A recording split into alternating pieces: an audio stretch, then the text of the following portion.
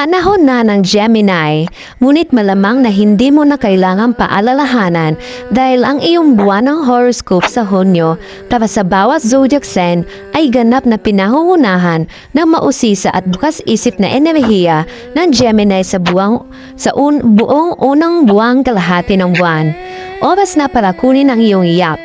Bagamat ang tanda ng kambal ay karaniwang mahangin at magaan, ang buwan ay nagsisimula sa maraming malalim na pag-iisip at pilosopikal na pagbabago dahil sa isang trine sa pagitan ng malawak na Jupiter at Pluto na gutom sa kapangyarihan noong Hunyo 2. Ang madaldal at lohikal na Mercury ay sumasama sa araw sa tahanan nito, tanda ng Gemini noong Hunyo 3, kung saan agad itong nakahanay sa Jupiter na nagdadala ng malalaking ideya at maraming koneksyon sa pag-iisip. Huwag lang masyadong mahuli sa chismis o pagmamalabis. Ang araw ay nauugnay sa romantikong Venus sa susunod na araw na bumubuo ng isang Venus kazimi at sinisimulan ang masaya at malandi na bagong ikot sa usapin ng pag-ibig, romansa at tera. Ang bagong buwan sa Gemini sa Hunyo 6 ay ang perfectong oras para magtakda ng intensyon sa mga parehong tema na ito. Kaya itap ang iyong puso at humiling. Ang action planet na Mars ay papasok sa matatag na Taurus sa Hunyo 9 na nagbibigay sa amin ng maraming tibay at patuloy na pagtuon pagdating sa pagpapatupad ng aming mga layunin sa mahabang panahon. Mag-ingat lamang sa pagiging masyadong mapagkompetensya o sumuko sa mga pakikibaka sa makapangyarihan. At ang Mars ay humarap sa Pluto na mapagmahal na intensity magkalipas ang 2 araw. Ang tagumpay ay hindi kailangang maging isang karera, kaya pumunta sa sarili mong bilis. Maaaring mayroon kang ilang mga tagumpay o sandali sa paligid ng iyong mga plano sa kaligitnaan ng buwan dahil ang Mercury kazimi sa Hunyo 14 ay nagdudulot ng kalinawan sa mga usapin ng komunikasyon at pag-iisip, hayaang dumaloy ang mga ideya. Ang malambot at sensitibong enerhiya ng Cancerian ay nagsisimulang dumaloy sa mga madaling araw ng Hunyo 17 habang magkahawak kamay ang pagpasok ng mental Mercury at magkasintahang Venus sa water sign na ito na nagtutulak sa atin sa isang mas emotional na paraan ng pag-isip at pakikipag-ugnayan sa iba. Lapitan ang mga tao ng may habag at pagiging sensitibo dahil ang damdamin ng lahat ay medyo mas malambot sa ngayon. Ang panahon ng Cancer ay ganap na naghahari sa kosmiko pagdating sa Hunyo 20 na nagbabadya din ng summer solstice dito sa hilagang hemisphere. Ang pinakamahabang araw ng taon ay tiyak na isang bagay na dapat ipagdiwang at lalo tayong magiging mas masigla at handang samantalahin ito. Salamat sa kabilugan ng buwan sa Capricorn na tumibok sa susunod na araw. Sa wakas, ang buwan ay nagtatapos sa Saturn stationing retrograde sa Pisces sa Hunyo 29 na kung saan ay isang oras upang pagnilayan ang mga bagong responsibilidad na lumitaw sa ating buhay hanggang sa taong ito.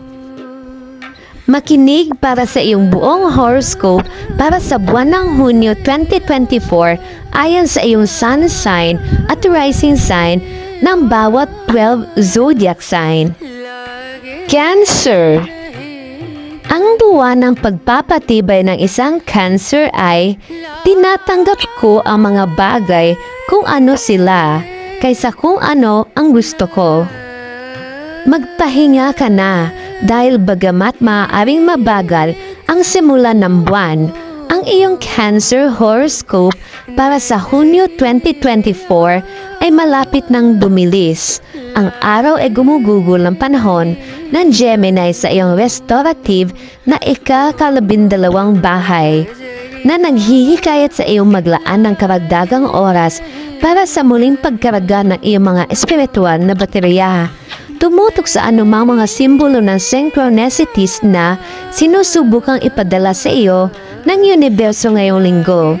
Lalo na kapag ang mental planet na Mercury ay pumasok sa Gemini ngayong Hunyo 3. Ang iyong intuition ay magiging napakalakas at ang buong buwan sa Hunyo 6 ay ang perpektong oras upang tumuon sa pagtap sa simulan ang pagsusulat ng iyong mga pangarap o magplano ng isang witchy solo na ritual upang makipag-ugnayan sa iyong sarili bago dumating ang summer solstice. Maaari mong makita na ang isang makabuluhang tagumpay ang darating sa panahon ng Mercury Cazimi sa Hunyo 14. Panatiling bukas ang isip at puso. Ang Hunyo 17 ay nagdudulot ng nakakapreskong simoy ng enerhiya at kamalayan sa iyong buhay, habang ang parehong madalgal na Mercury at manliligaw na si Venus ay pumasok sa iyong tanda na nangangako ng mga bagong ideya at isang pre-birthday glow-up.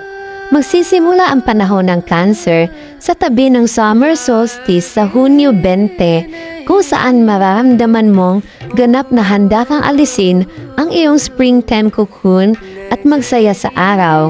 Ang romantic mong full moon sa susunod na araw ay ang perpektong oras para lumabas at magdiwang kasama ang isang taong malapit sa iyo, dahil ito ay sumisikat sa iyong sektor ng pakikipagsosyo. Magplano ng isang masayang gabi ng pakikipag-date at abangan ang anumang mahalagang pag-uusap tungkol sa pag-level up ng inyong mga relasyon o paggawa ng susunod na hakbang sa isang tao. Leo. Buwan ng pagpapatibay naman ng isang Leo ay napakalaki ng regalo ko sa mundong ito para hindi ako magpakilala. Ang mga huling linggo ng tagsibol na ito ay puno ng saya at panlipo ng enerhiya at gusto ng iyong Leo horoscope para sa Hunyo 2024 na samantalahin mo ang bawat sandali nito. Magiging prioridad ang pagkonekta sa iyong crew kapag napunta ang Siyate Mercury sa iyong friendship zone ngayong Hunyo 3, at ang napakarilag na Venus Cazimi na susunod sa araw ay nagdulot ng maraming pagkakaisa sa anumang mga pagsusumikap na nauugnay sa pagtutulungan ng magkakasama o pakikipagtulungan. Lumabas at makipag-network dahil ginagarantiyahan mong maakit ang sinumang tatawid sa iyong landas, lalo na sa ilalim ng bagong buwan sa Hunyo 6. Maaari kang gumawa ng seryosong pagsulong sa mga layunin sa trabaho simula sa Hunyo 9, habang ang motivated na Mars ay tumama sa iyong professional na sektor na nagbibigay sa iyo ng drive at inisyatiba upang simulan ang pag-ukit sa landas ng karera na gusto mo. Maaari kang gumawa ng makabuluhang koneksyon sa mahahalagang tao sa kalagitnaan ng buwan, ngunit iwasan ang magiging masyado mapagkompetensya. Hayaang sumikat ang iyong liwanag sa halip na gumamit ng mga power game. Habang papalapit tayo sa solstice ng tag-init, maaaring natural mong maramdaman na bumabagal at ninanamnam ang panapanahong sikat ng araw. Iyon ay dahil ang Mercury at Venus na nakatuon sa relasyon ay pumapasok sa iyong inaantok na ika-12 bahay sa Hunyo 17 na sinusundan ng araw sa Hunyo 20. Marami kang mga layunin na dapat patayin na nangangahulugan na ang pangangalaga sa sarili ay dobleng mahalaga. Asikasuhin ang negosyo sa ilalim ng kabilugan ng buwan sa susunod na araw dahil maaaring makita mo ang ilang mga responsibilidad na bumubulusok at kailangan mong malaman ang isang solidong balanse sa trabahong buhay.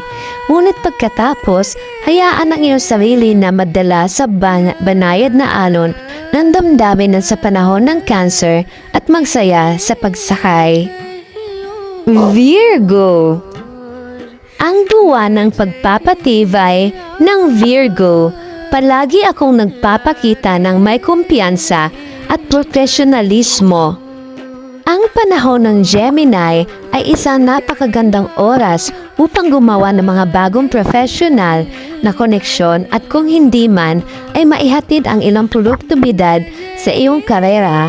Kaya gugustuhin mong subaybayan ang mga mahahalagang sandali sa iyong Virgo horoscope para sa Hunyo 2024. Ang komunikasyon at pagpaplano sa trabaho ay nagiging mas madali kapag ang iyong logistical, ang cosmic ruler na Mercury ay tumama sa iyong ambisyosong ikasampung bahay.